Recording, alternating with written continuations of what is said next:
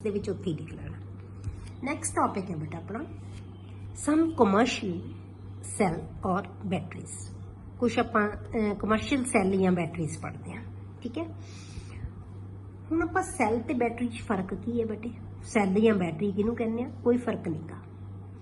ਜੇ ਆਪਾਂ ਦੋ ਜਾਂ ਜ਼ਿਆਦਾ ਇਲੈਕਟ੍ਰੋਕੈਮੀਕਲ ਸੈੱਲ ਲੈ ਕੇ, ਠੀਕ ਹੈ, ਉਹਨਾਂ ਨੂੰ ਕਨੈਕਟ ਕਰ ਦਈਏ ਆਪਾਂ ਆਪਸ 'ਚ, ਤਾਂ ਉਹਨੂੰ ਅਸੀਂ ਬੈਟਰੀ ਕਹਿ ਦਿੰਦੇ ਹਾਂ। ਉਹਨੂੰ ਸੈੱਲ ਵੀ ਕਹਿ ਦੋਗੇ ਤਾਂ ਵੀ ਗਲਤ ਨਹੀਂ ਹੋਏਗਾ। Clear? Combination of two or more electrochemical cells, galvanic cells, which are electrically connected together for a production of electrical energy is called battery। ਉਹਨੂੰ ਅਸੀਂ ਬੈਟਰੀ ਕਹਿ ਦਿੰਦੇ ਹਾਂ, ਜਿਹਦੇ ਵਿੱਚ ਇੱਕ ਤੋਂ ਜ਼ਿਆਦਾ ਸੈੱਲ ਕਨੈਕਟ ਕੀਤੇ ਹੋਏ ਹੁੰਦੇ ਆ, ਇਲੈਕਟ੍ਰੀਕਲੀ ਕਨੈਕਟਡ ਹੁੰਦੇ ਆ, ਉਹਨਾਂ ਨੂੰ ਅਸੀਂ ਬੈਟਰੀਜ਼ ਕਹਿ ਦਿੰਦੇ ਹਾਂ। ਹੁਣ ਗੈਲਵੈਨਿਕ ਸੈੱਲ ਹੈ ਜਿਹੜੇ, ਉਹਨਾਂ ਨੂੰ ਅਸੀਂ ਦੋ ਕੈਟੇਗਰੀਜ਼ ਦੇ ਵਿੱਚ ਡਿਵਾਈਡ ਕਰ ਦਿੰਦੇ ਹਾਂ ਜਾਂ ਬੈਟਰੀਜ਼ ਹੈ ਜਿਹੜੀਆਂ, ਉਹਨਾਂ ਨੂੰ ਅਸੀਂ ਦੋ ਕੈਟੇਗਰੀ ਦੇ ਵਿੱਚ ਡਿਵਾਈਡ ਕਰਦੇ ਹਾਂ। ਇੱਕ ਹੁੰਦੇ ਆ ਪ੍ਰਾਇਮਰੀ ਸੈੱਲਸ ਤੇ ਦੂਜੇ ਹੁੰਦੇ ਆ ਸੈਕੰਡਰੀ ਸੈੱਲਸ। ਤਾਂ ਦੋਨੋਂ ਤਰ੍ਹਾਂ ਦੇ ਸੈੱਲ ਆਪਾਂ ਹੁਣ ਸਟੱਡੀ ਕਰਾਂਗੇ, ਪ੍ਰਾਇਮਰੀ ਵੀ ਤੇ ਸੈਕੰਡਰੀ ਵੀ। ਪ੍ਰਾਇਮਰੀ ਕਿਹਨਾਂ ਨੂੰ ਕਹਿੰਦੇ ਆ ਤੇ ਅਸੀਂ ਸੈਕੰਡਰੀ ਕਿਹਨਾਂ ਨੂੰ ਕਹਿੰਦੇ ਆ? ਪਹਿਲਾਂ ਆਪਾਂ ਲੈਂਦੇ ਆ ਪ੍ਰਾਇਮਰੀ ਸੈੱਲਸ। ਪ੍ਰਾਇਮਰੀ ਸੈੱਲ ਕਿਹੜੇ ਹੁੰਦੇ ਆ ਬੇਟੇ? ਪ੍ਰਾਇਮਰੀ ਸੈੱਲ ਕਿਹਨਾਂ ਨੂੰ ਕਹਿੰਦੇ ਆਪਾਂ? ਜਿਨ੍ਹਾਂ ਨੂੰ ਸਿਰਫ ਅਸੀਂ ਇੱਕ ਵਾਰ ਯੂਜ਼ ਕਰ ਸਕਦੇ ਹਾਂ, ਉਹਨਾਂ ਨੂੰ ਅਸੀਂ ਰੀਚਾਰਜ ਨਹੀਂ ਕਰ ਸਕਦੇ, ਉਹਨਾਂ ਨੂੰ ਅਸੀਂ ਪ੍ਰਾਇਮਰੀ ਸੈੱਲਸ ਕਹਿੰਦੇ ਹਾਂ। Such cells which do not have indefinite life and become dead over a time when the reaction stops. ਜਦੋਂ ਇਹਨਾਂ ਦੇ ਵਿੱਚ ਰਿਐਕਸ਼ਨ, ਕਿਉਂਕਿ ਇਹ ਸਾਡਾ ਰਿਐਕਸ਼ਨ ਹੀ ਹੈ ਨਾ, ਜਿਹੜਾ ਕੈਮੀਕਲ ਰਿਐਕਸ਼ਨ ਹੈ ਜਿਹੜਾ, ਉਹਦੇ ਹੋਣ ਨਾਲ chemical energy is changed into electrical energy. ਜਦੋਂ ਕੈਮੀਕਲ ਰਿਐਕਸ਼ਨ ਹੀ ਰੁਕ ਗਿਆ ਤਾਂ ਇਲੈਕਟ੍ਰਿਕ ਕਰੰਟ ਜਿਹੜਾ ਪ੍ਰੋਡਿਊਸ ਹੋ ਰਿਹਾ ਉਹ ਬੰਦ ਹੋ ਜਾਏਗਾ। ਤਾਂ ਇਹ ਸਿਰਫ ਉਦੋਂ ਤੱਕ ਰਿਐਕਸ਼ਨ ਚੱਲੇਗਾ ਨਾ, ਉਦੋਂ ਤੱਕ ਜਿਹੜਾ ਸੈੱਲ ਵਰਕ ਕਰੇਗਾ ਜਦੋਂ ਤੱਕ ਉਹਦੇ ਵਿੱਚ ਰਿਐਕਸ਼ਨ ਹੋਏਗਾ। ਜਦੋਂ ਰਿਐਕਸ਼ਨ ਰੁਕ ਜਾਏਗਾ ਤਾਂ ਸੈੱਲ ਹੈ ਜਿਹੜਾ ਵਰਕ ਕਰਨਾ ਬੰਦ ਕਰ ਦੇਗਾ, ਠੀਕ ਹੈ। ਤਾਂ ਉਹਨੂੰ ਅਸੀਂ ਪ੍ਰਾਇਮਰੀ ਸੈੱਲ ਕਹਿੰਦੇ ਹਾਂ। These can not be recharged and or used again. ਅਸੀਂ ਉਹਨਾਂ ਨੂੰ ਦੁਬਾਰਾ ਨਹੀਂ ਵਰਤ ਸਕਦੇ।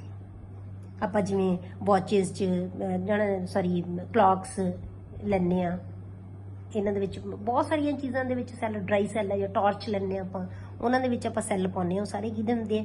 ਡਰਾਈ ਸੈੱਲ ਹੁੰਦੇ ਆ। ਉਹ ਜਿਹੜੇ ਸੈੱਲ ਯੂਜ਼ ਕਰਦੇ ਆ ਉਹ ਪ੍ਰਾਇਮਰੀ ਸੈੱਲ ਹੁੰਦੇ ਆ। ਪਰ ਆਪਾਂ ਕਈ ਰੀਚਾਰਜ ਵਾਲੇ ਸੈੱਲ ਵੀ ਹੁੰਦੇ ਆ, ਉਹਨਾਂ ਨੂੰ ਅਸੀਂ ਸੈਕੰਡਰੀ ਸੈੱਲਸ ਕਹਿੰਦੇ ਆ।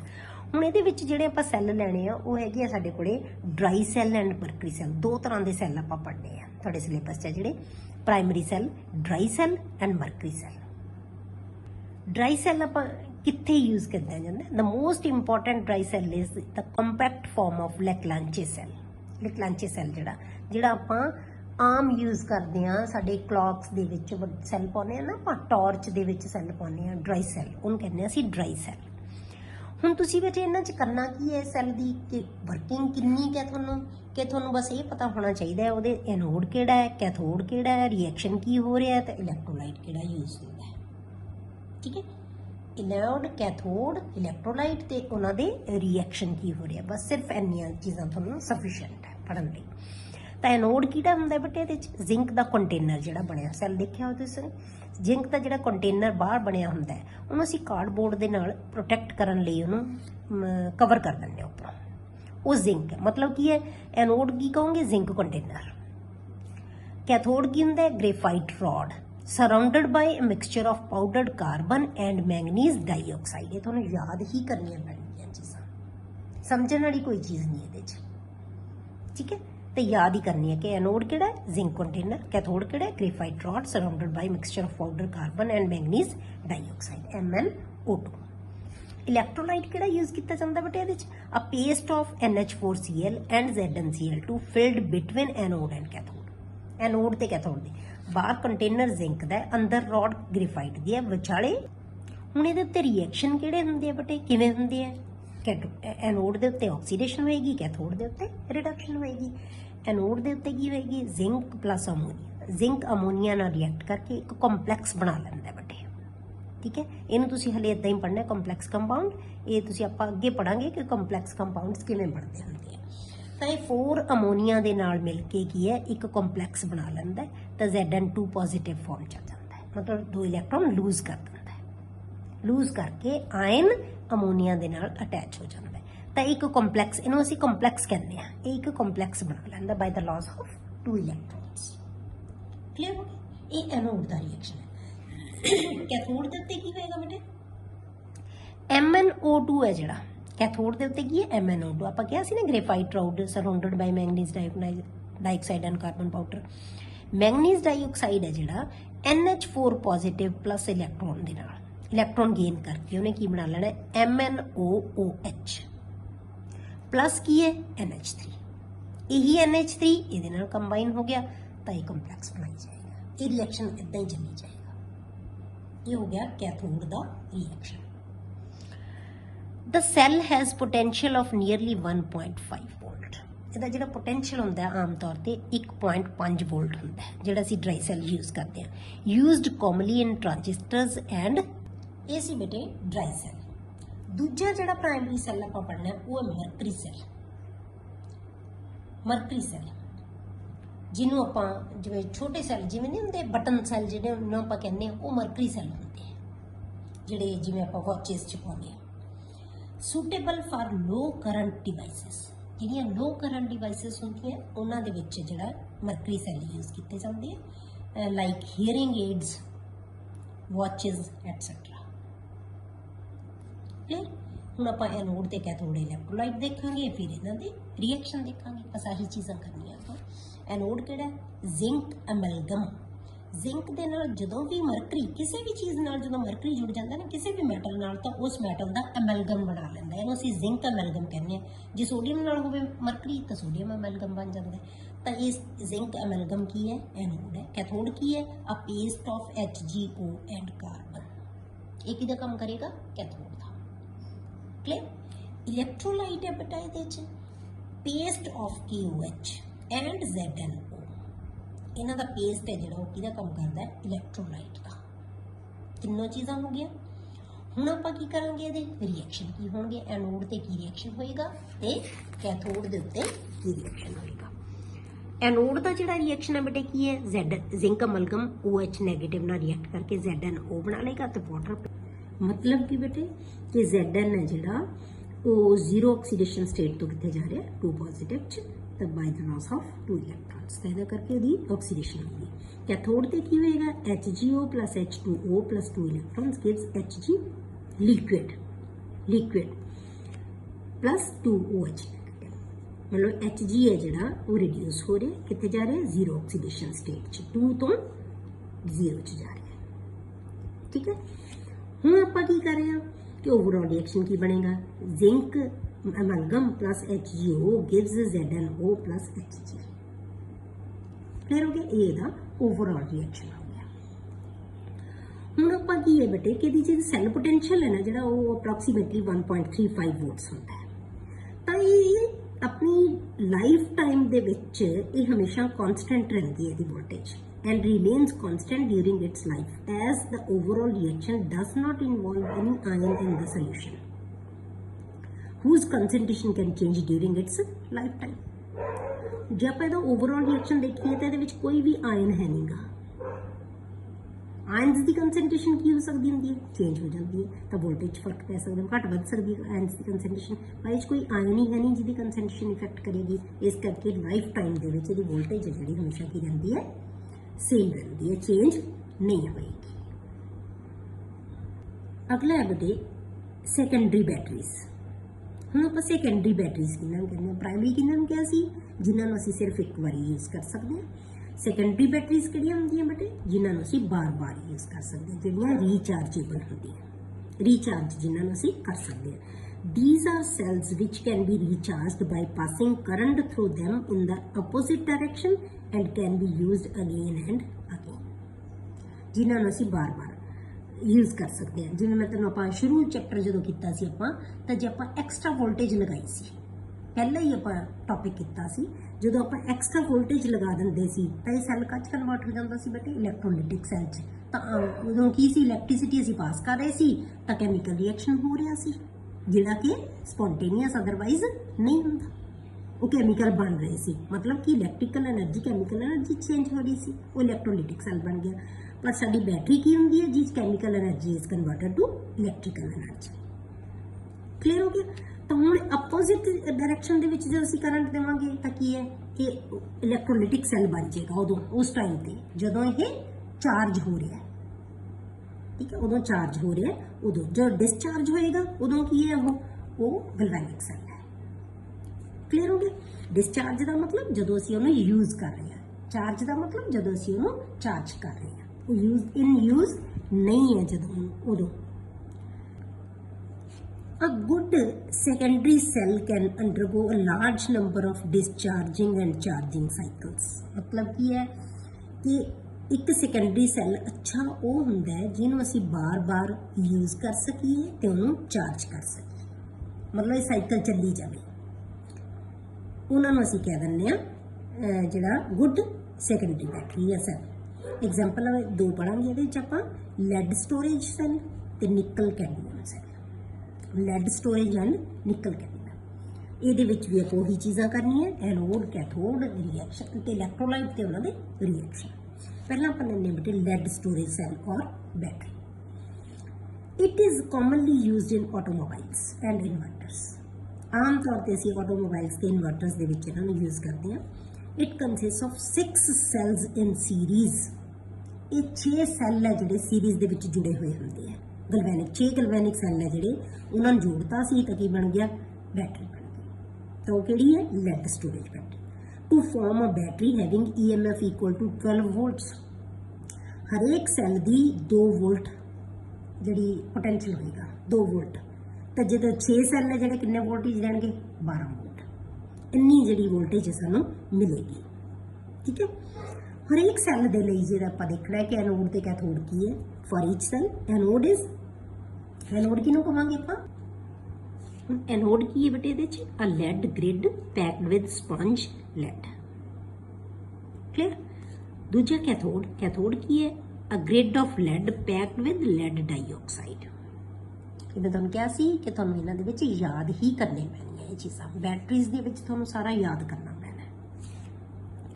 इलैक्ट्रोलाइट बेटे जिहड़ा यूज करदे आपां इहदे विच की चीज़ यूज करांगे आपां, an aqueous solution of 38% H2SO4।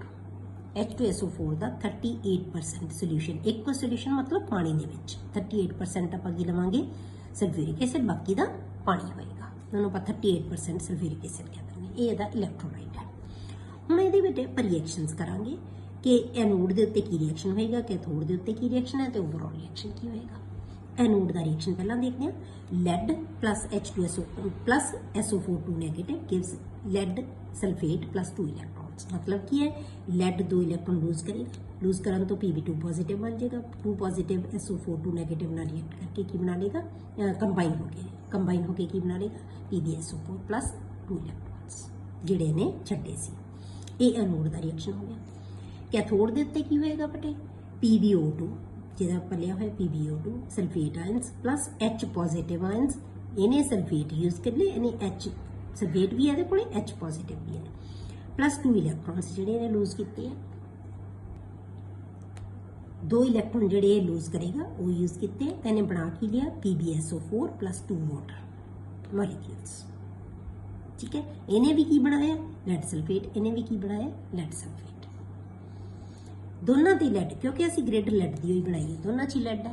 Oxidation भी हो रही है, रिडक्शन भी हो रही है। ओवरऑल रिएक्शन की बन गया बटे साडे कोले, lead plus PbO2 plus sulphuric acid gives PbSO4 plus water. ये बैलेंस्ड इक्वेशन लेनी है, दोनों थोड़ा से बनता ही रहा ना, प्लस वाटर। क्लियर हो गया। ये आ गया साडे कोले इहदा overall reaction. When this battery is in use मतलब discharge जो हो रही है, when battery is discharge, H2SO4 is consumed। H2SO4 he consume ਹੁੰਦਾ ਜਦੋਂ बैटरी ਵਰਤੀ ਜਾਂਦੀ ਹੈ, ਜਦੋਂ ਚੇਂਜ मतलब ਜਦੋਂ ਆਪਾਂ ਨੂੰ यूज कर रहे ਹੁੰਦੇ ਆ, मतलब ਜਦੋਂ discharge ਹੋ ਰਹੀ ਹੁੰਦੀ ਹੈ। ठीक है।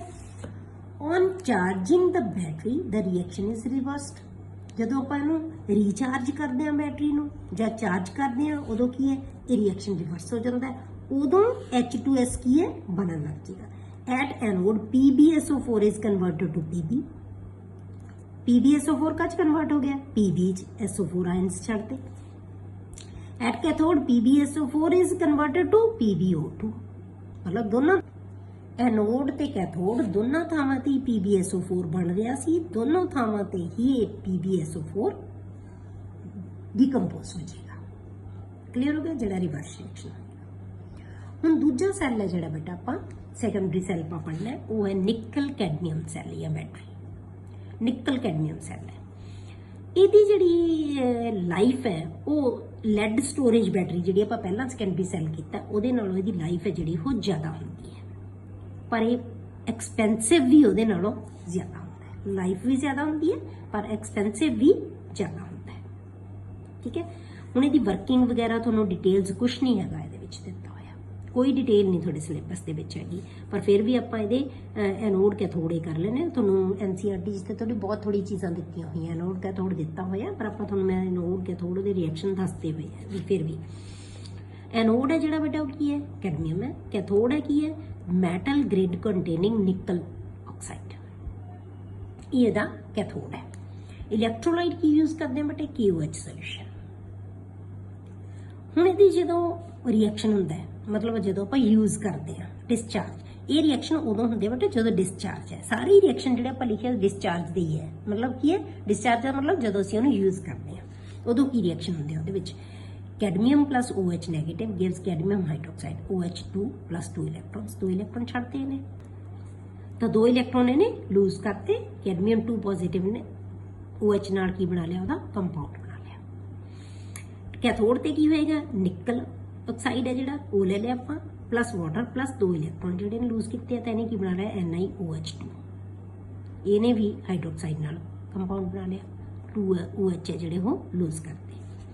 ओवरऑल रिएक्शन की बन गया बेटे, कैडमियम प्लस निकल hydroxide gives cadmium oxide plus निकल OH2, OH3 सी इत्थे किन्ने बन गए, OH2 प्लस वाटर मॉलिक्यूल। ये दा ओवरऑल रिएक्शन बन गया। हुण इहदा जिहड़ा पोटेंशियल हुंदा है वो किन्ना हुंदा, 144 volt approximately. It produces a potential of 1.4 volt. ये जिहड़ी वोल्टेज हुंदी है ना बेटे, ये एक सैल दी है, एक सैल की वोल्टेज है। ठीक है, जिवें ਉਹਦੇ ਚ ਆਪਾਂ ਲਈ ਸੀ ਕਿੰਨੀ ਦਿੰਦਾ ਸੀ ਉਹ 2 ਵੋਲਟ ਇੱਕ ਸੈਲ, 6 ਜੋੜੇ ਸੀ ਤਾਂ 12 ਵੋਲਟ ਬਣ ਗਈ। ਇਹਦੀ 1.4 ਹੈ ਅਪਰੋਕਸੀਮੇਟਲੀ। ਇਟ ਇਜ਼ ਯੂਜ਼ਡ ਇਨ ਕੈਲਕੂਲੇਟਰਸ।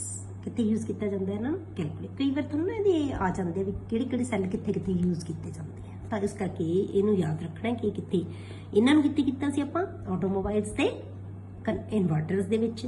ਇਹਨਾਂ ਨੂੰ ਆਪਾਂ ਕਿੱਥੇ ਯੂਜ਼ ਕੀਤਾ, ਕੈਲਕੂਲੇਟਰਸ ਦੇ ਵਿੱਚ। ਅੱਗੇ ਆ ਗਏ ਬੇਟੇ ਤੁਹਾਡੇ ਕੋਲੇ ਨੈਕਸਟ ਹੈ ਜਿਹੜਾ ਉਹ ਹੈ ਫਿਊਲ ਸੈੱਲ।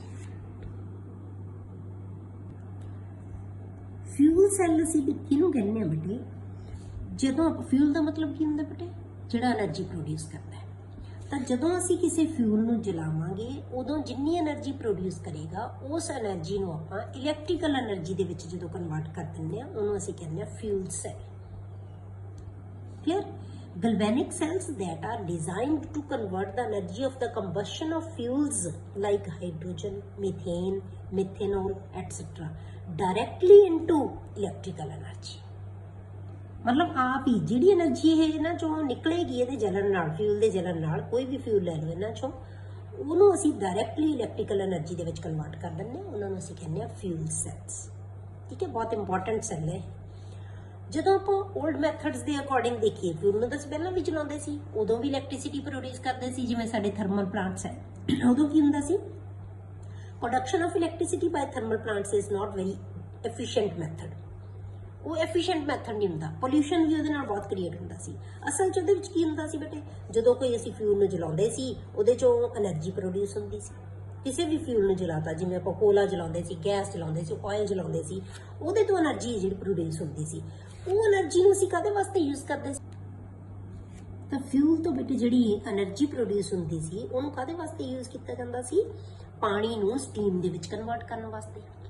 ਠੀਕ ਹੈ, ਫਿਰ ਕੀ ਕਰਦੇ ਸੀ, ਉਹ ਸਟੀਮ ਹੈ ਜਿਹੜੀ ਉਹ ਟਰਬਾਈਨ ਨੂੰ ਚਲਾਉਣ ਵਾਸਤੇ ਯੂਜ਼ ਕੀਤੀ ਜਾਂਦੀ ਸੀ, ਜਿਹੜੀ ਇਲੈਕਟ੍ਰਿਸਿਟੀ ਪ੍ਰੋਡਿਊਸ ਕਰਦੀ ਸੀ। ਠੀਕ ਹੈ, ਹੁਣ ਆਪਾਂ ਕੀ ਕਰਦੇ ਆ, ਜਿਹੜਾ ਫਿਊਲ ਸੈੱਲ ਕੀ ਕਰਦੇ ਆ, ਜਿਹੜੀ એનર્ਜੀ ਪ੍ਰੋਡਿਊਸ ਹੋਏਗੀ ਫਿਊਲ ਤੋਂ ਉਹ ਡਾਇਰੈਕਟਲੀ ਇਲੈਕਟ੍ਰੀਕਲ એનર્ਜੀ ਦੇ ਵਿੱਚ ਪ੍ਰੋਡਿਊਸ ਹੋ ਜਾਂਦੀ ਹੈ, ਯੂਜ਼ ਹੋ ਜਾਂਦੀ ਹੈ। ਤਾਂ ਇਹਦੇ ਵਿੱਚ ਕੀ ਹੋਏਗਾ, ਇੱਕ ਪੋਲਿਊਸ਼ਨ ਹੈ ਜਿਹੜਾ ਇਹਦੇ ਨਾਲ ਜਿਹੜਾ ਨਹੀਂ ਹੋਏਗਾ। ਤਾਂ ਆਪਾਂ ਜੇ old method ਆਪਾਂ ਪੜ੍ਹੀਏ ਤਾਂ ਕੀ ਹੁੰਦਾ ਸੀ, in such plants the chemical energy heat of combustion of fossil fuels like coal, gas, oil is first used to convert water into high pressure steam. This steam is used to run a turbine to produce electricity. फिर ਉਹਦੇ ਨਾਲ turbine ਚਲਾਉਂਦੇ ਸੀ, ਫਿਰ electricity produce ਹੁੰਦੀ ਸੀ। ਤਾਂ efficiency of this process is about 40%। Efficiency ਹੈ ਜਿਹੜੀ ਉਹ ਕੀ ਹੈ 40% ਹੁੰਦੀ ਸੀ, ਮਤਲਬ ਬਾਕੀ ਸਾਰੀ ਵੇਸਟੇਜ ਹੁੰਦੀ ਸੀ। ਇਲੈਕਟ੍ਰਿਸਿਟੀ ਸਾਨੂੰ ਕਿੰਨੀ ਮਿਲਦੀ ਸੀ, ਸਿਰਫ 40%। And there is much wastage of fuel ਦੀ ਵੇਸਟੇਜ ਹੈ ਜਿਹੜੀ ਉਹਦੇ ਵਿੱਚ ਕੀ ਹੁੰਦੀ ਸੀ, ਬਹੁਤ ਜ਼ਿਆਦਾ ਹੁੰਦੀ ਸੀ। ਪਰ ਜਿਹੜੇ ਸਾਡੇ ਮਾਡਰਨ ਮੈਥਡ ਹੈ, ਜਿਹੜੇ ਅਸੀਂ ਹੁਣ ਫਿਊਲ ਸੈੱਲ ਬਣਾਉਂਦੇ ਆ, ਉਹਨਾਂ ਦੇ ਵਿੱਚ ਕੀ ਹੁੰਦਾ ਬਟੇ, ਡਾਇਰੈਕਟਲੀ ਅਸੀਂ ਫਿਊਲ ਜਲਾ ਕੇ ਉਹਦੀ એનર્ਜੀ ਨੂੰ ਇਲੈਕਟ੍ਰੀਕਲ એનર્ਜੀ ਦੇ ਵਿੱਚ ਯੂਜ਼ ਕਰਦੇ ਆ। ਤਾਂ ਹੁਣ ਕੀ ਹੋਏਗਾ, the chemical energy produced from the combustion of fuel is directly converted into electrical energy. In such cell the reactants are fed continuously, मतलब ਅਸੀਂ reactant लगातार देई चलांगे, ਉਹ रिएक्ट करी जाणगे, जली जाणगे, जल के एनर्जी देई जाणगे, एनर्जी डायरेक्टली इलेक्ट्रिसिटी प्रोड्यूस करी जाएगी। Are fed continuously to the electrodes and the products are removed continuously from the electrolytic compartment. Electrolytic compartment ਦੇ ਵਿੱਚੋਂ ਆਪਾਂ ਲਗਾਤਾਰ ਪ੍ਰੋਡਕਟਸ ਹੈ ਜਿਹੜੀਆਂ ਰਿਮੂਵ ਕਰੀ ਚੱਲਾਂਗੇ, ਉਹ ਵੀ ਯੂਜ਼ਫੁਲ ਹੁੰਦੀ ਹੈ। The most successful fuel cell is hydrogen oxygen fuel cell. ਇਹ ਤੁਸੀਂ ਸੁਣਿਆ ਵੀ ਹੋਏਗਾ, ਹਾਈਡਰੋਜਨ ਆਕਸੀਜਨ ਫਿਊਲ ਸੈਲ ਹੈ ਜਿਹੜਾ, ਉਹ ਬਹੁਤ ਵਧੀਆ ਸਕਸੈਸਫੁਲ ਫਿਊਲ ਸੈਲ ਹੈ ਜਿਹੜਾ। This cell converts the chemical energy of hydrogen gas, ਜਦੋਂ ਹਾਈਡਰੋਜਨ ਗੈਸ ਆਕਸੀਜਨ ਨਾਲ ਜਲਦੀ ਹੈ, ਮਤਲਬ ਆਕਸੀਡੇਸ਼ਨ ਕਿਸੇ ਚੀਜ਼ ਦੀ ਹੁੰਦੀ ਹੈ, ਉਹਨੂੰ ਵੀ ਕੰਬਸਸ਼ਨ ਹੀ ਕਹਿੰਦੇ ਆ। ਜਦੋਂ ਜਲੇਗੀ ਤਾਂ ਉਹਦੀ એનર્ਜੀ ਹੈ ਜਿਹੜੀ ਪ੍ਰੋਡਿਊਸ ਹੋਏਗੀ, ਉਹਨੂੰ ਅਸੀਂ ਇਲੈਕਟ੍ਰੀਕਲ એનર્ਜੀ ਦੇ ਵਿੱਚ ਕਨਵਰਟ ਕਰ ਦਿੰਦੇ ਹਾਂ। ਠੀਕ ਹੈ, ਹੁਣ ਆਪਾਂ ਇਹਦੇ ਵਿੱਚ ਜਿਹੜੇ ਐਨੋਡ ਤੇ ਕੈਥੋਡ ਆ ਉਹ ਕੀ ਹੈ, 2 ਪੋਰਸ ਕਾਰਬਨ ਇਲੈਕਟ੍ਰੋਨ, ਦੋਨੋਂ ਪੋਰਸ ਕਾਰਬਨ ਇਲੈਕਟ੍ਰੋਡ ਹੈ ਜਿਹੜਾ ਐਨੋਡ ਤੇ ਕੈਥੋਡ ਦਾ ਕੰਮ ਕਰਨਗੇ। ਦੋਨਾਂ ਦੇ ਉੱਤੇ ਕਾਰਬਨ ਇਲੈਕਟ੍ਰੋਡ ਲਵਾਂਗੇ ਆਪਾਂ, ਦੋਨੇ ਹੀ ਕਦਾ ਕੰਮ ਕਰਨਗੇ, ਐਨੋਡ ਤੇ ਕੈਥੋਡ ਦਾ, ਜਿਹਦੇ ਵਿੱਚ ਅਸੀਂ ਕੈਟਲਿਸਟ ਯੂਜ਼ ਕਰਦੇ ਹਾਂ, ਪਲੈਟੀਨਮ, ਸਿਲਵਰ ਜਾਂ COO, cobalt oxide.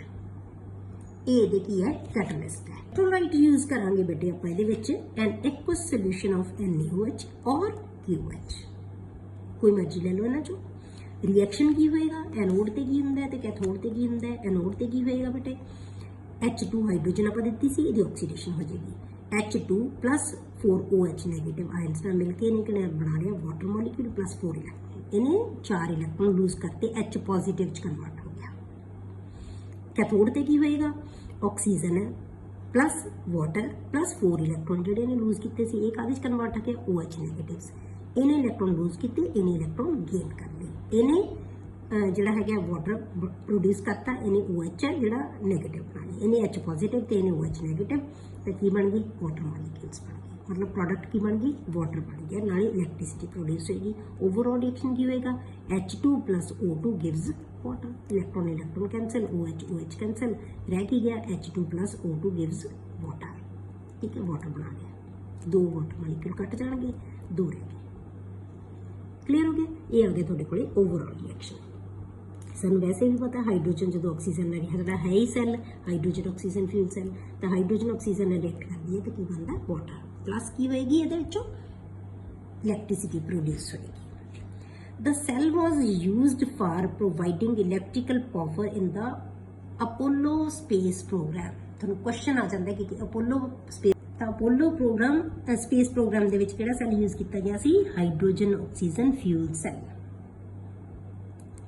The water vapors produced during the reaction, ਜਿਹੜਾ ਤੁਹਾਡੇ ਕੋਲ ਵਾਟਰ ਬਣਿਆ, were condensed and added to the drinking water supply for astronauts। ਜਿਹੜੇ ਐਸਟ੍ਰੋਨੌਟਸ ਸੀ ਉੱਥੇ, ਉਹਨਾਂ ਵਾਸਤੇ ਡਰਿੰਕਿੰਗ ਪਰਪਸਿਸ ਲਈ ਇਸ ਵਾਟਰ ਨੂੰ ਯੂਜ਼ ਕੀਤਾ ਗਿਆ। Clear, the cell runs continuously as long as the reactants are supplied। ਇਹ ਸੈੱਲ ਉਦੋਂ ਤੱਕ ਚੱਲੀ ਜਾਏਗਾ ਜਦੋਂ ਤੱਕ ਅਸੀਂ ਲਗਾਤਾਰ ਹਾਈਡਰੋਜਨ ਤੇ ਆਕਸੀਜਨ ਦੇਈ ਜਾਵਾਂਗੇ, ਰਿਐਕਟੈਂਟ ਹੈ ਜਿਹੜੇ ਦੇਈ ਜਾਵਾਂਗੇ ਕੰਟੀਨਿਊਸਲੀ, ਉਹ ਰਿਐਕਟ ਚੱਲੀ ਜਾਏਗਾ। ਇਹਦਾ ਮਤਲਬ ਉਹਨੇ ਤਾਂ ਡਾਇਰੈਕਟਲੀ ਇਲੈਕਟ੍ਰਿਸਿਟੀ ਪ੍ਰੋਡਿਊਸ ਕਰੀ ਜਾਣੀ ਹੈ। ਇਹਦਾ ਮਤਲਬ ਕੀ ਹੋਇਆ ਬੇਟੇ, the efficiency of this fuel cell is 70%, about 70% the efficiency ਹੁੰਦੀ ਹੈ। ਜਿਹੜਾ ਅਸੀਂ ਪਹਿਲਾਂ ਸੈੱਲ ਲਿਆ ਸੀ ਉਹਦੇ 'ਚ ਕੀ ਸੀ ਬੇਟੇ, ਉਹਦੀ ਐਫੀਸ਼ੀਐਂਸੀ ਕੀ ਸੀਗੀ? ਜਿਹੜੇ ਆਪਾਂ ਸੈੱਲ ਦੂਜੇ ਸੈਕੰਡਰੀ ਸੈੱਲ ਯੂਜ਼ ਕੀਤੇ ਸੀ ਉਹਨਾਂ ਦੀ ਐਫੀਸ਼ੀਐਂਸੀ 40% ਹੁੰਦੀ ਸੀ, ਜਿਹੜੇ ਆਪਾਂ 올ਡ ਮੈਥਡ ਦੇ ਨਾਲ ਥਰਮਲ ਪਲਾਂਟਸ ਦੇ ਨਾਲ ਯੂਜ਼ ਕਰਦੇ ਸੀਗੇ, ਉਹ 40% ਐਫੀਸ਼ੀਐਂਸੀ ਹੁੰਦੀ ਸੀ ਉਹਨਾਂ ਦੀ। ਇਸ ਫਿਊਲ ਸੈੱਲ ਦੀ ਐਫੀਸ਼ੀਐਂਸੀ ਹੈ ਜਿਹੜੀ ਉਹ 70% ਹੈ, ਮਤਲਬ ਵੇਸਟੇਜ ਹੈ ਜਿਹੜੀ ਉਹ ਨਹੀਂ ਹੁੰਦੀ ਫਿਊਲ ਦੀ। ਹੁਣ ਐਡਵਾਂਟੇਜ ਕੀ ਹੈ ਇਸ ਸੈੱਲ ਦੇ ਓਵਰ ਆਰਡੀਨਰੀ ਬੈਟਰੀਜ਼? ਆਪਾਂ ਉਹ ਜਿਹੜੀਆਂ ਆਰਡੀਨਰੀ ਬੈਟਰੀਜ਼ ਹੈ ਉਹਨਾਂ ਦੇ ਕੰਪੈਰੀਜ਼ਨ 'ਚ ਜੇ ਆਪਾਂ ਫਿਊਲ ਸੈੱਲ ਦੇ ਐਡਵਾਂਟੇਜ ਦੇਖਣੇ ਹੋਣ ਤਾਂ ਉਹ ਕੀ ਐਡਵਾਂਟੇਜ ਹੈ ਬੇਟੇ? ਸਭ ਤੋਂ ਪਹਿਲਾਂ ਤਾਂ ਇਹਦੀ ਐਫੀਸ਼ੀਐਂਸੀ ਬਹੁਤ ਹੈ, ਹਾਈ ਐਫੀਸ਼ੀਐਂਸੀ ਹੈ। ਦੂਸਰੀ ਚੀਜ਼ ਕੀ ਹੈ ਬੇਟੇ?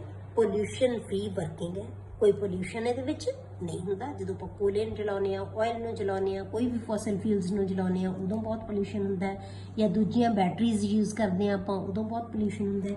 ਇਹਨਾਂ ਦੇ ਨਾਲ ਕੋਈ ਪੋਲਿਊਸ਼ਨ ਨਹੀਂ ਹੋਏਗਾ। ਕੰਟੀਨਿਊਅਸ ਸੋਰਸ ਆਫ એનર્ਜੀ, ਇਹ ਇੱਕ ਕੰਟੀਨਿਊਅਸ ਸੋਰਸ ਹੈ। ਕਿਉਂ ਕੰਟੀਨਿਊਅਸ ਹੈ? ਜਦੋਂ ਤੱਕ ਰਿਐਕਟੈਂਟ ਤੇ ਚੱਲਾਂਗੇ ਇਹ એનર્ਜੀ ਪ੍ਰੋਡਿਊਸ ਹੋਈ ਜਾਏਗੀ, ਤੇ એનર્ਜੀ ਦਾ ਇੱਕ ਕੰਟੀਨਿਊਅਸ ਮਤਲਬ ਤਾਂ ਇਹ ਹੈ ਵੀ ਇਹ ਕਦੇ ਬੰਦ ਹੋ ਹੀ ਨਹੀਂ ਸਕਦੀ। ਸ਼ਰਤ ਕੀ ਹੈ? ਰਿਐਕਟੈਂਟ ਨੂੰ ਲਗਾਤਾਰ ਦੇਈ ਚੱਲੋ। ਰਿਐਕਟੈਂਟ ਜਾਈ ਜਾਣਗੇ ਲਗਾਤਾਰ ਤਾਂ ਇਹ ਸੈੱਲ ਹੈ ਜਿਹੜਾ ਵਰਕ ਕਰਨਾ ਬੰਦ ਉਦੋਂ ਤੱਕ ਨਹੀਂ ਕਰੇਗਾ। ਇਸ ਕਰਕੇ ਇਹਨੂੰ ਆਪਾਂ ਕਹਿੰਦੇ ਆ this is a continuous source of energy. ਤਾਂ ਤੁਹਾਨੂੰ ਕੁਐਸਚਨ ਇਹ ਵੀ ਆ ਜਾਂਦਾ ਹੈ ਕਿ ਇਹਦੇ ਵਿੱਚ ਇਹ ਜਿਹੜਾ ਅਪੋਲੋ ਸਪੇਸ ਪ੍ਰੋਗਰਾਮ 'ਚ ਕਿਹੜਾ ਸੈੱਲ ਯੂਜ਼ ਕੀਤਾ ਗਿਆ ਸੀਗਾ, ਇਹ ਆ ਜਾਂਦਾ ਹੈ। ਦੂਜੀ ਚੀਜ਼ ਜਿਹੜੀ ਇਹਦੇ ਵਿੱਚੋਂ ਆ ਜਾਂਦੀ ਹੈ ਕਿ ਫਿਊਲ ਸੈੱਲ ਦੇ ਵਿੱਚ ਹੋਰ ਫਿਊਲ ਕਿਹੜਾ ਜਲਾ ਸਕਦੇ ਆ ਇਹਦੇ ਬਿਨਾਂ ਤੁਸੀਂ, ਹੋਰ ਕਿਹੜੀਆਂ ਚੀਜ਼ਾਂ? ਆਪਾਂ ਜਦੋਂ ਫਿਊਲ ਸੈੱਲ ਸ਼ੁਰੂ ਕੀਤਾ ਸੀ ਤਾਂ ਉੱਥੇ ਆਪਾਂ ਪੜ੍ਹਿਆ ਸੀ ਕਿਹੜਾ ਫਿਊਲ ਹੈ ਜਿਹੜਾ ਹੋਰ ਹੋ ਸਕਦਾ ਹੈ। ਮੀਥੇਨ ਹੈ, ਮੈਥੇਨੋਲ ਹੈ, ਇਹ ਜਿਹੜੇ ਫਿਊਲ ਹੈ। ਬਟ ਇਹ ਲਾਸਟ ਟੌਪਿਕ ਹੈ ਇਲੈਕਟ੍ਰੋਕੈਮਿਸਟਰੀ ਦਾ, ਕੋਰੋਜ਼ਨ। ਕੋਰੋਜ਼ਨ ਕੀ ਹੁੰਦੀ ਹੈ ਬੇਟੇ? ਆਪਾਂ ਦੇਖਦੇ ਹਾਂ ਕਿ ਕਈ ਮੈਟਲਸ ਹੈ ਜਿਹੜੀਆਂ ਉਹਨਾਂ ਦੇ ਉੱਪਰ ਵਾਲੀ ਪਰਤ ਹੈ ਜਿਹੜੀ ਉਹ ਖਰਾਬ ਹੋ ਜਾਂਦੀ ਹੈ। ਜਿਵੇਂ ਸਿਲਵਰ ਹੈ ਉਹ ਕਾਲਾ ਹੋ ਜਾਂਦਾ ਹੈ, ਜਿਹੜਾ ਕਾਪਰ ਹੈ ਉਹ ਗ੍ਰੀਨ ਜਿਹਾ ਹੋ ਜਾਂਦਾ ਹੈ, ਲੋਹੇ ਨੂੰ ਜੰਗਾਲ ਲੱਗ ਜਾਂਦੀ ਹੈ। ਇਹ ਸਾਰੇ ਕੀ ਹੈ? Corrosion. A process involving the conversion of a metal into an undesirable compound, usually oxide. ਆਮ ਤੌਰ ਤੇ ਆਕਸਾਈਡ ਬਣ ਜਾਂਦਾ ਉਹਦਾ, on exposure to moisture and oxygen, ਉਹ ਆਪਾਂ ਕੀ ਕਹਿੰਦੇ ਆ? ਕੋਰੋਜ਼ਨ। ਉਹ ਪ੍ਰੋਸੈਸ ਨੂੰ ਕੀ ਕਿਹਾ ਜਾਂਦਾ ਹੈ? ਕੋਰੋਜ਼ਨ। ਮਤਲਬ ਅਨਡਿਜ਼ਾਇਰੇਬਲ ਕੰਪਾਊਂਡ ਆਪੇ ਹੀ ਬਣ ਜਾਂਦਾ ਹੈ ਮੋਇਸਚਰ ਤੇ ਆਕਸੀਜਨ ਦੀ ਪ੍ਰੈਜ਼ੈਂਸ ਦੇ ਵਿੱਚ, ਠੀਕ ਹੈ। ਤਾਂ ਕੋਰੋਜ਼ਨ ਨੂੰ ਅਸੀਂ ਵੀਪਿੰਗ ਆਫ ਮੈਟਲ ਵੀ ਕਹਿੰਦੇ ਆ, ਕਿ ਬਹੁਤ ਜ਼ਿਆਦਾ ਖਰਾਬ ਹੋ ਜਾਂਦੀ ਮੈਟਲ, ਤੁਹਾਨੂੰ ਵੀਪਿੰਗ ਆਫ ਮੈਟਲ ਵੀ ਕਹਿੰਦੇ ਆ। ਜਿਵੇਂ tarnishing of silver, development of green coating on copper and bronze, rusting of iron are some examples of corrosion. ਇਹ ਕੋਰੋਜ਼ਨ ਦੀਆਂ ਐਗਜ਼ਾਮਪਲਸ ਹੈ, ਠੀਕ ਹੈ। ਜੇ ਆਪਾਂ ਆਇਰਨ ਦੇ ਵਿੱਚ ਲੈਣਾ ਹੋਵੇ ਕੋਰੋਜ਼ਨ ਤਾਂ ਅਸੀਂ ਉਹਨੂੰ ਕੀ ਕਹਿੰਦੇ ਹਾਂ ਬੇਟੇ? Rusting. In case of iron corrosion is known as rusting, ਉਹਨੂੰ ਰਸਟਿੰਗ ਕਿਹਾ ਜਾਂਦਾ ਹੈ। ਹੁਣ ਕੈਮੀਕਲੀ ਜਿਹੜੀ ਰਸਟ ਹੈ ਉਹ ਕੀ ਚੀਜ਼ ਹੈ? ਹਾਈਡਰੇਟਡ ਫੈਰਿਕ ਆਕਸਾਈਡ, ਜਿਹਦਾ ਫਾਰਮੂਲਾ Fe2O3x ਵਾਟਰ ਮੋਲੀਕਿਊਲਸ। ਕਈ ਵਾਰੀ ਤੁਹਾਨੂੰ ਫਾਰਮੂਲਾ ਹੀ ਆ ਜਾਂਦਾ ਹੈ ਕਿ ਰਸਟ ਦਾ ਫਾਰਮੂਲਾ ਕੀ ਹੈ, ਤਾਂ ਕੀ ਹੈ? Fe2O3x water molecule, hydrated ferric oxide. ਹੁਣ ਆਪਾਂ ਕੀ ਕਹਿੰਦੇ ਹਾਂ ਬੇਟੇ ਕਿ ਜਿਹੜਾ ਆਇਰਨ ਹੈ ਉਹ ਕਿਵੇਂ ਆਕਸੀਡਾਈਜ਼ ਹੋਏਗਾ? Oxidised by loss of electrons to oxygen. ਇਹ ਆਪਣੇ ਇਲੈਕਟ੍ਰੋਨ ਹੈ ਜਿਹੜਾ ਆਇਰਨ ਕਿਹਨੂੰ ਦੇ ਦਿੰਦਾ ਹੈ? ਆਕਸੀਜਨ ਨੂੰ ਦੇ ਦਿੰਦਾ ਹੈ, ਠੀਕ ਹੈ। ਤਾਂ ਇਹ ਕਾਹਦੇ 'ਚ ਕਨਵਰਟ ਹੋ ਜਾਂਦਾ ਹੈ? ਆਇਨਸ ਦੇ ਵਿੱਚ ਕਨਵਰਟ ਹੋ ਜਾਂਦਾ ਹੈ, ਮਤਲਬ ਕਿ ਰਿਐਕਟ ਕਰ ਲਿਆ ਉਹਨੇ, ਠੀਕ ਹੈ, ਤਾਂ ਆਕਸਾਈਡ ਬਣਾ ਲੇਗਾ ਆਪਣਾ। ਜਦੋਂ ਇਹ ਨੈਗੇਟਿਵ 'ਚ ਆ ਜਾਏਗਾ, ਇਹ ਪੋਜ਼ਿਟਿਵ 'ਚ ਆ ਜਾਏਗਾ, ਆਇਰਨ ਪੋਜ਼ਿਟਿਵ 'ਚ ਆਏਗਾ, ਦੋਨੋਂ ਮਿਲ ਕੇ ਕੀ ਹੈ? ਕੰਪਾਊਂਡ ਬਣਾ ਲੈਣਗੇ Fe2O3, ਠੀਕ ਹੈ। ਪਰ ਇਹਦੀ ਜਿਹੜੀ ਕੈਮਿਸਟਰੀ ਹੈ ਨਾ ਬੇਟੇ ਉਹ ਬਹੁਤ ਕੰਪਲੈਕਸ ਜੀ ਹੈ। ਤਾਂ ਆਪਾਂ ਫਿਰ ਵੀ ਇਹਨੂੰ ਸਟੱਡੀ ਕਰਨ ਦੀ ਕੋਸ਼ਿਸ਼ ਕਰਦੇ ਹਾਂ ਜਿਹਦੇ ਵਿੱਚ ਆਪਾਂ ਇਹਨੂੰ ਇਲੈਕਟ੍ਰੋਕੈਮੀਕਲ ਫਿਨੋਮੀਨਾ ਸਮਝ ਲੈਂਦੇ ਹਾਂ, ਕਿਉਂਕਿ ਆਪਾਂ ਇਲੈਕਟ੍ਰੋਕੈਮਿਸਟਰੀ ਪੜ੍ਹ ਰਹੇ ਹਾਂ ਪਰ ਛੋਟੇ ਛੋਟੇ ਸੈੱਲ ਸਮਝ ਰਹੇ ਹਾਂ। ਜਿਵੇਂ ਹੁਣ ਤੱਕ ਆਪਾਂ ਪੜ੍ਹੇ ਕਿ ਸੈੱਲ ਕਿਵੇਂ ਵਰਕ ਕਰਦੇ ਆ, ਆਪਾਂ ਇਹ ਮੰਨ ਲਓ ਕਿ ਇਹ ਵੀ ਇੱਕ ਸੈੱਲ ਹੈ, ਠੀਕ ਹੈ, ਇੱਕ ਸੈੱਲ ਦੀ ਤਰ੍ਹਾਂ। ਇਲੈਕਟ੍ਰੋਕੈਮੀਕਲੀ ਇਹ ਫਿਨੋਮੀਨਾ ਨੂੰ ਮੰਨ ਕੇ ਅਸੀਂ ਫਿਰ ਸਟੱਡੀ ਕਰਾਂਗੇ ਕਿਵੇਂ ਵਰਕ ਕਰਦਾ ਹੈ। ਹੁਣ ਇਸ ਸਪੋਜ਼ ਕਰੋ ਇਹ ਮੈਟਲ ਦੀ ਜਾਂ ਆਪਾਂ ਮੰਨ ਲਓ ਆਇਰਨ ਦਾ ਇਹ ਸਰਫੇਸ ਹੈ ਇੱਕ, ਇਹਦੇ ਵਿੱਚ ਇਸੇ ਸਰਫੇਸ ਦੇ ਉੱਤੇ ਕੁਝ ਏਰੀਆ ਜਿਹੜਾ ਐਨੋਡ ਦਾ ਕੰਮ ਕਰੇਗਾ, ਕੁਝ ਏਰੀਆ ਕੈਥੋਡ ਦਾ ਕੰਮ ਕਰੇਗਾ। ਜਿੱਥੇ ਆਕਸੀਡੇਸ਼ਨ ਹੋਏਗੀ ਉਹਨੂੰ ਅਸੀਂ ਐਨੋਡਿਕ ਏਰੀਆ ਕਹਿ ਦਾਂਗੇ, ਜਿੱਥੇ ਰਿਡਕਸ਼ਨ ਹੋਏਗੀ ਉਹਨੂੰ ਅਸੀਂ ਕੈਥੋਡਿਕ ਏਰੀਆ ਕਹਿ ਦਾਂਗੇ, ਠੀਕ ਹੈ। ਹੁਣ ਅਸੀਂ ਕੋਈ ਪਾਰਟ ਲੈ ਲਿਆ ਇਸੇ ਸਰਫੇਸ ਦੇ ਉੱਤੇ ਆਪਾਂ ਇੱਕ ਪਾਰਟ ਲੈ ਲਿਆ,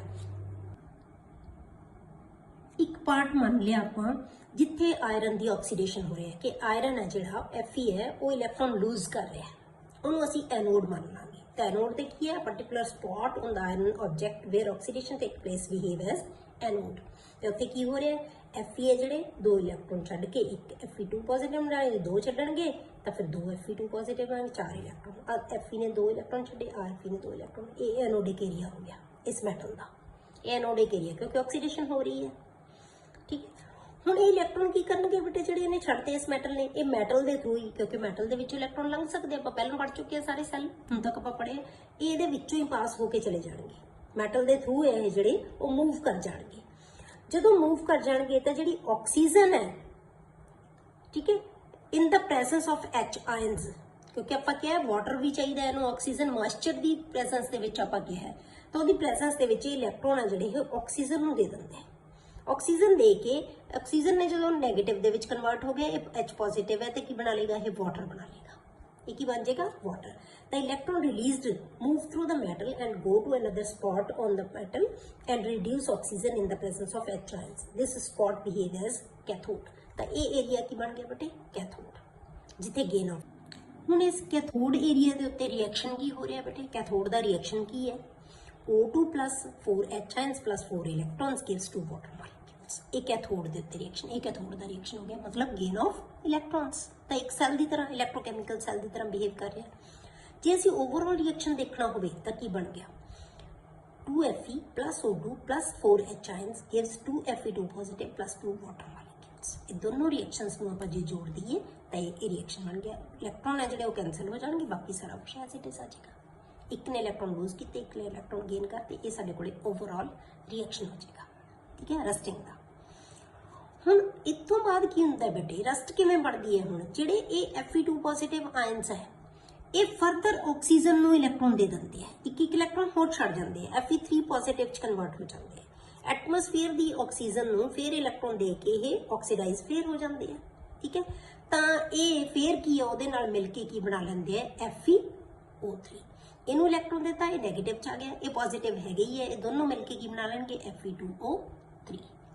ਠੀਕ ਹੈ, Fe2O3 ਨਾਲ ਕੀ ਹੈ, ਵਾਟਰ ਮੋਲੀਕਿਊਲ ਬਣੇ ਹੋਏ ਹੈਗੇ ਹੀ ਹੈ, ਉਹ ਨਾਲ ਅਟੈਚ ਹੁੰਦੇ ਆ, ਤਾਂ ਕੀ ਬਣ ਜਾਂਦਾ ਇਹ, Fe2 positive further oxidized by atmospheric oxygen to Fe3 positive ions which come out as rust in the form of hydrated ferric oxide, Fe2O3 X water molecules। ਇਹ ਜਿਹੜੀ ਰਸਟ ਹੈ ਬੇਟੇ, ਇਹ ਸੈਲਾਈਨ ਵਾਟਰ ਦੇ ਵਿੱਚ ਇਹਦੀ ਜਿਹੜੀ ਰੇਟ ਆਫ ਫਾਸਟ ਹੋ ਜਾਂਦੀ ਹੈ, ਰੇਟ ਵੱਧ ਜਾਂਦੀ ਹੈ। ਠੀਕ ਹੈ, ਬਿਕਾਜ਼ ਸੈਲਾਈਨ ਵਾਟਰ ਕੰਟੇਨਸ ਇਲੈਕਟ੍ਰੋਲਾਈਟ, ਕਿਉਂਕਿ ਸਾਲਟ ਹੁੰਦੇ ਆ ਡਿਸੋਲਵ। ਸੈਲਾਈਨ ਵਾਟਰ ਕੀ ਹੈ, ਖਾਰਾ ਪਾਣੀ ਜਿਹੜਾ ਜਿਵੇਂ ਸਮੁੰਦਰ ਦਾ ਪਾਣੀ ਹੈ, ਉਹਦੇ ਵਿੱਚ ਇਲੈਕਟ੍ਰੋਲਾਈਟ ਪ੍ਰੈਜ਼ੈਂਟ ਹੁੰਦੇ ਆ। ਹੁਣ ਇਹ ਜਿਹੜਾ ਇਲੈਕਟ੍ਰੋਲਾਈਟ ਹੈ, ਇਹ ਜਿਵੇਂ ਆਪਾਂ ਇਹ ਇੱਕ ਮਿਨੀ ਸੈੱਲ ਮੰਨ ਲਿਆ ਇਹਨੂੰ, ਇਲੈਕਟ੍ਰੋਨ ਦਾ ਫਲੋ ਹੈ ਜਿਹੜਾ ਇਲੈਕਟ੍ਰੋਲਾਈਟ ਦੀ ਪ੍ਰੈਜ਼ੈਂਸ ਦੇ ਵਿੱਚ ਕੀ ਹੈ ਬੇਟੇ, ਫਾਸਟ ਹੋ ਜਾਊਗਾ। ਤਾਂ ਇਸ ਕਰਕੇ ਇਹਦੀ ਜਿਹੜੀ ਰਸਟਿੰਗ ਹੈ ਉਹ ਸੈਲਾਈਨ ਵਾਟਰ ਦੇ ਵਿੱਚ ਵੀ ਵਿੱਚ ਹੈ ਜਿਹੜੀ ਉਹ ਤੇਜ਼ ਹੋ ਜਾਂਦੀ ਹੈ। ਠੀਕ ਹੈ, ਅੱਗੇ ਬੇਟੇ ਪ੍ਰੀਵੈਂਸ਼ਨ ਆਫ ਕਰੋਜ਼ਨ। ਹੁਣ ਆਪਾਂ ਇਹਨੂੰ ਪ੍ਰੀਵੈਂਟ ਕਿਵੇਂ ਕਰ ਸਕਦੇ ਹਾਂ, ਰੋਕ ਕਿਵੇਂ ਸਕਦੇ ਹਾਂ ਆਪਾਂ, ਤਾਂ ਇਹਦੇ ਅਸੀਂ 2-3 ਮੈਥਡ ਹੈ ਜਿਹੜੇ ਉਹ ਪੜਾਂਗੇ। ਕੀ ਸਾਡੇ ਕੋਲ ਮੈਥਡਸ ਹੈ। ਪਹਿਲਾ ਸਭ ਤੋਂ ਬੈਰੀਅਰ ਪ੍ਰੋਟੈਕਸ਼ਨ। ਬੈਰੀਅਰ ਪ੍ਰੋਟੈਕਸ਼ਨ ਦਾ ਮਤਲਬ ਕੀ ਹੈ ਬੇਟੇ, ਕਿ ਜੇ ਆਪਾਂ ਕੋਈ ਆਇਰਨ ਤੇ ਐਟਮੋਸਫੀਅਰ ਦੇ ਵਿਚਾਲੇ ਕੋਈ ਬੈਰੀਅਰ ਲਗਾ ਦਈਏ, ਮਤਲਬ ਉਹਨਾਂ ਦਾ ਕੰਟੈਕਟ ਹੀ ਨਾ ਹੋਵੇ ਆਪਸ 'ਚ। It is done by introducing a barrier film between iron and atmosphere. ਜਿਵੇਂ ਆਪਾਂ ਪੇਂਟ ਕਰ ਦਈਏ, ਆਇਲ ਲਾ ਦਈਏ, ਗਰੀਸ ਕਰ ਦਈਏ ਉਹਨੂੰ, ਇਹ ਚੀਜ਼ਾਂ ਕੀ ਹੈ, ਬੈਰੀਅਰ ਪ੍ਰੋਟੈਕਸ਼ਨ ਆਉਂਦੀਆਂ। ਮਤਲਬ ਐਟਮੋਸਫੀਅਰ ਦੇ ਨਾਲ ਲਿੰਕ ਉਹਦਾ ਖਤਮ ਹੋ ਜਾਏਗਾ। ਜਾਂ ਅਸੀਂ ਕੈਮੀਕਲ ਯੂਜ਼ ਕਰ ਦਿੰਦੇ ਹਾਂ ਜਿਸ ਨੂੰ ਅਸੀਂ ਬਿਸਫੀਨੋਲ ਕਹਿੰਦੇ ਹਾਂ।